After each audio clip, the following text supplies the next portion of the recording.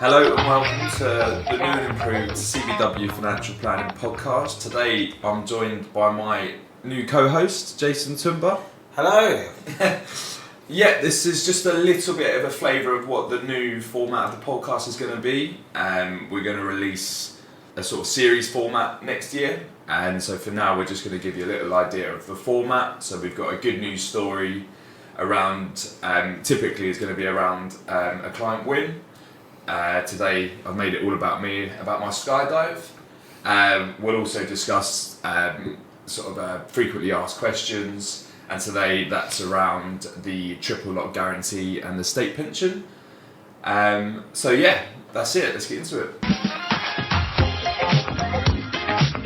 So this segment we're going to talk about our good news story. Today it's all about Lewis, who is sat next to me, and he has recently done a skydive for charity. Can you tell us a bit about it, Lewis? Yeah, of course. So can't take all the credit. There's also the big boss, Chris Clayton. He did it as well, and there were a few others, but it was just me and Chris from financial planning. And so it was all in aid of a charity called I think it's Havens Hospice, but we were supporting Little Havens, which is the sort of child version of it.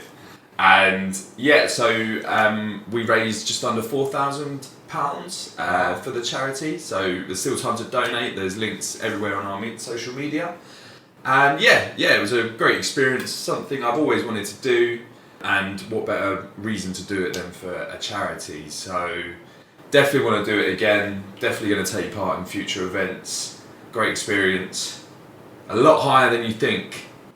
So Lewis, what did it feel like to fall out of the sky and jump off a plane?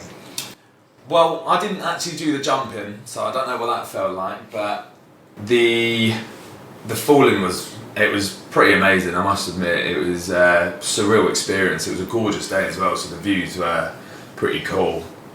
You do have to remind yourself to remember to take the views in, because you are hurtling towards Earth. But it's a weird one. It feels exactly how you think, but also not. That you almost feel completely weightless, yet there's wind just rushing past your ear and you can't really hear anything. But I do want to do a higher jump, so you can free fall for a little bit longer. So we did it at 12,000 feet, and we were free falling for about 45 seconds. Wow.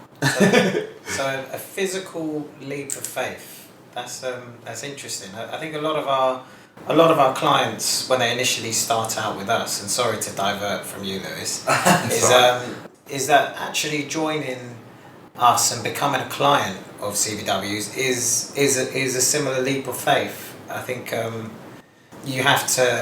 clients have to trust in us to do the right job for them, and the work we do is very important to them. It's advising on their world, their finances, their circumstances, and hopefully achieving their goals over the long term. And for them, it is a leap of faith, and we do appreciate that at CBW. So it's a similar kind of outcome. Yours was a bit more physical, Lewis. Yeah. So it was a good comparison actually, because obviously I did a tandem skydive. So you could argue there'll be a video, I imagine, circling of me soon having a great time, and that's because the guy on my back was doing all the work. So that's kind of like the relationship between the financial planner and a client, right? So we do all the work and you can have fun. Good analogy, I like that. So let's move on to this month's news topic. So there's been a recent announcement that the triple lock guarantee, which is the increases in the state pension, may be paused next year. So Jason, do you want to explain a little bit about what the state pension actually is first? So the state pension is a benefit paid by the government, and they pay it when they deem that you've reached retirement age. This is quite contentious because they've changed the ages quite a few times over recent years. At the moment it's 66, but you do have to be born after 1960, which basically means if you are 63 at the moment, then you can expect to receive your state pension when you are 66.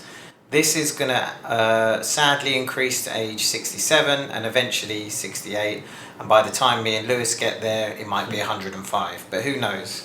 At the moment, the maximum that you can expect to receive is £10,600 per annum, which is paid every 4 weeks, which gives you £815 every 4 weeks. It might not sound a lot to some people, but the actual value of a state pension is quite high, because what it actually does is it increases each year with 1 out of 3 factors, which I'll go into, called the triple lock. So the triple lock, that's what's obviously been in the news recently, Jason. Can you tell us a little bit more about that and what the proposal has been? Yeah, sure. It's 1 of 3 factors which dictate how the state pension increases each year.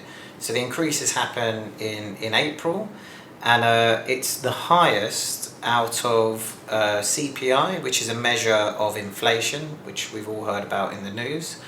Average wage increases, so how on average what are salaries increasing by, and the last one is just a flat 2.5%. So it's guaranteed at the moment to increase each year in April.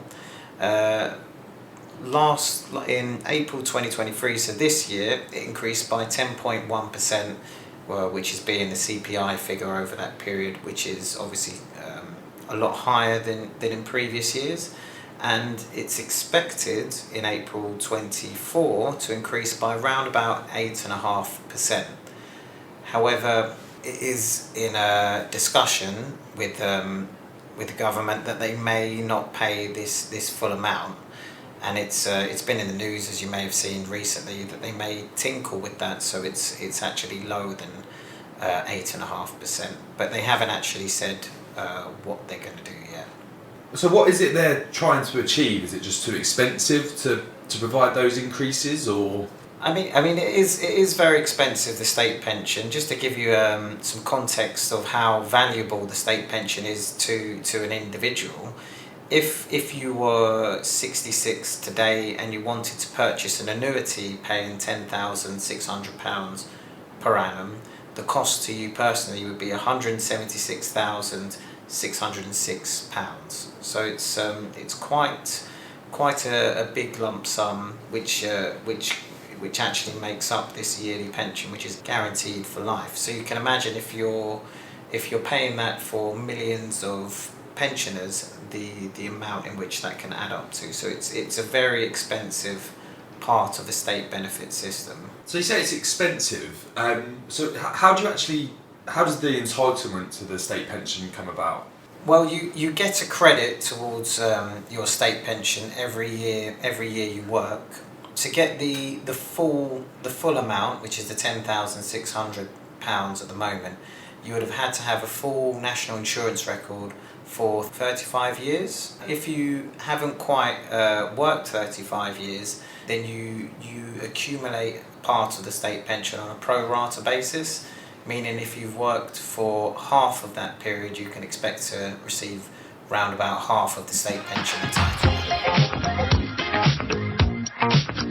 So on to the final section, which is going to be our frequently asked questions, or in this case, question. So Jason, have you had anything pop up recently? So one of the questions we get asked quite frequently, and I've recently come across, is clients asking how they can gift sums to their children, and primarily to get them on the property ladder. So they're going to gift a large sum to contribute towards the deposit of a home. There's a commonality when making this gift to their children, is that they often want the gift protected.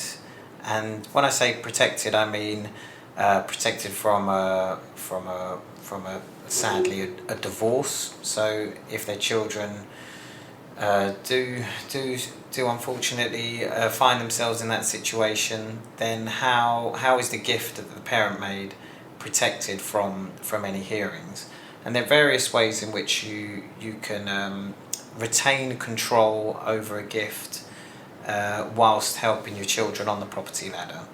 One way of doing it, which is quite common, is to draft a loan agreement to your children, and the benefit of doing that is it's not an asset in your child's name. The asset is still in the parent's name, so they can call back the loan whenever they wish.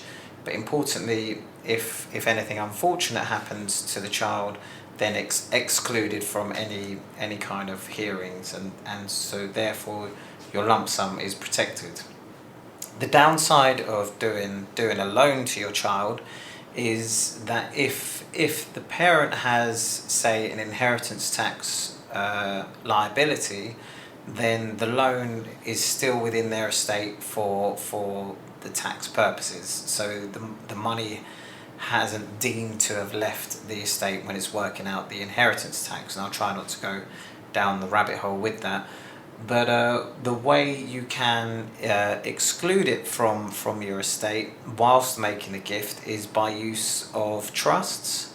The downside of trusts is that they can be complex and expensive to run, but they do achieve all the goals in this case, i.e. protecting your gift whilst also reducing your estate for inheritance tax. So they're complex, they're expensive, but they are very effective. So there's a reason for the costs. And of course, please do take advice if you are considering making any gifts to your children or any individual.